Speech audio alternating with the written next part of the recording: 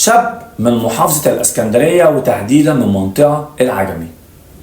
حمو بيشتغل سواق أجرة، متجوز ومخلف.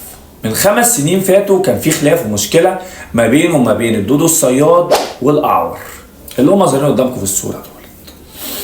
الاتنين دولت حصل مشكلة ما بينهم طبعا وبين حمو، والمشكلة دي تقريبا اتطورت وكبرت وحمو اتحبس فيها 3 سنين سجن.